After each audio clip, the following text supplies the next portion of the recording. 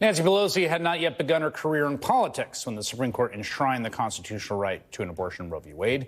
Nearly 50 years later, she was the first female Speaker of the House when the court overturned Roe, throwing out a half-century of progress. Under her leadership, the House immediately passed legislation to restore abortion rights nationwide. Those efforts went nowhere in the Republican-led Senate. Now, as Speaker Emerita, Nancy Pelosi continues to fight against the Republican project to eliminate reproductive rights in America, and she joins me now. It's great to have you, Congresswoman. Thank you, Chris. Lovely to be with you as we talk about matters that relate to America's families. Yeah, I want to ask just about this bill, because it was so wild to me to watch them all rush out with these statements. Which I understood, because obviously there's a political crisis. I think probably 90% of Americans found the Alabama ruling awful.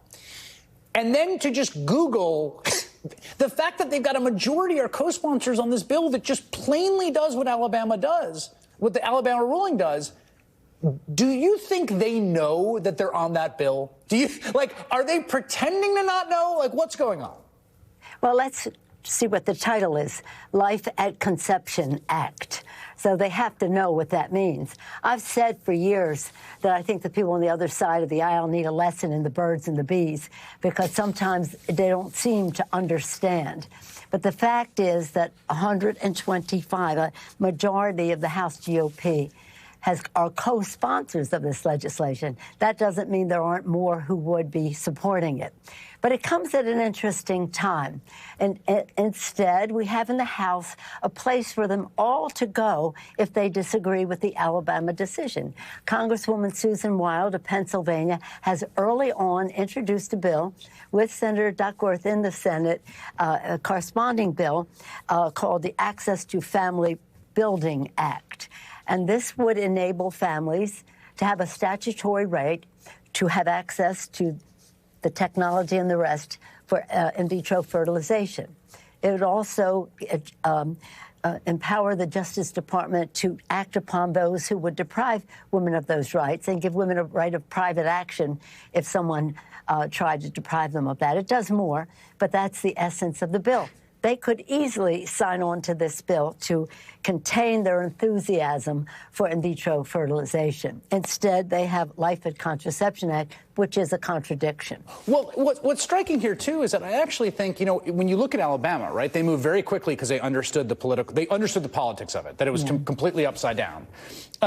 It strikes me as, honestly, just as a pure political play, that a Mike Johnson-led House teaming up with a Schumer-led Senate to pass legislation that federally protected IVF would probably be a political benefit to Republicans. But my sense is that there's enough of the caucus that actually doesn't think it's okay that they're not going to move to a vote on that.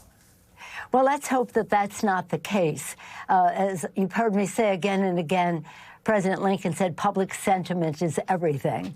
There's nothing more eloquent to a member of Congress than the voice of his or her own constituents. Lincoln didn't say that. I'm saying that. Right. And so we want people to weigh in with their members of Congress. I've heard from people of faith, devout Catholics, even nuns, saying this is a gift of God to enable families to have babies. And they've spent their life saying that that's what they want, and now when they have that opportunity, they have the Life at Conception Act. Let me ask you. Not contraception, mind you. Only yes, eight of them in the House, 8 Republicans in the House voted for women to have a right to contraception. That meant 195 of them voted to say women shouldn't have a right to contraception. There's a lot going on in Congress this week. Mike Johnson is very clearly, I think everyone would agree, in over his head. I don't even think that's a controversial assessment. Meanwhile, Mitch McConnell has announced that he'll be stepping down as Senate Majority Leader. And I thought of you when I saw that announcement, because your careers have been both parallel and at times intertwined. And I thought, I wonder what Nancy Pelosi thinks about Mitch McConnell's announcement. Well, I've worked with Mitch for years. We had a similar position in the 90s as we had a corresponding role as the top Democrat and top Republican House and Senate on the foreign operations of appropriations. So I've known and worked with him for a long time. I've disagreed with him a lot.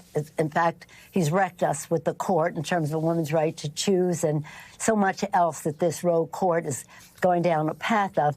But we've worked on other issues together. It's interesting to me, though, if I just may say, I, for 20 years, was in leadership either the leader of the House or the Speaker of the House, passed landmark legislation, affordable health care. The list goes on and on. Rescue package, infrastructure bill, a PACT Act for our veterans, IRA to save our planet and to reduce the cost of prescription drugs, CHIPS bill, just to name some things that are new. When I stepped aside, they said she stepped aside, but she's still here. When he stepped aside, end of an era. It's a guy thing, I know. But I have to just say, for women, we want our proper attention, too. So in any event, I wish him well in his decision. I worry about his health. I'm sad for his family's loss recently, Elaine losing her sister. And we'll just see how it goes. But a very strategic player in the Congress. Well, and one of the things that seems striking, just finally here, quickly, that I think he's been a wildly destructive force for American democracy, my own opinion. But I also think that it's clear that whatever will come after will be worse. Is that your hunch as well? Well, let's hope not. Let me just say one place where we're in agreement with Mitch is on this assistance for Ukraine. Yep.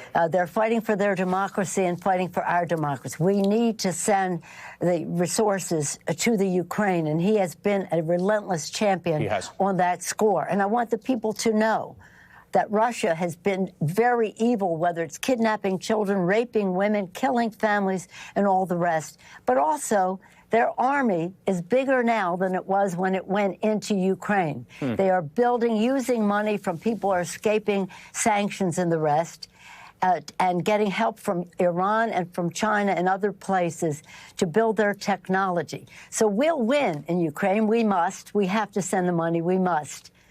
But they will be there in defeat, and they will be a big military striving for 1.5 million army by, again, using money to buy it.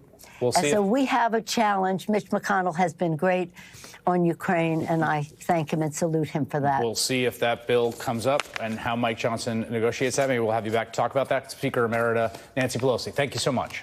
Thank you. My pleasure. Thank you.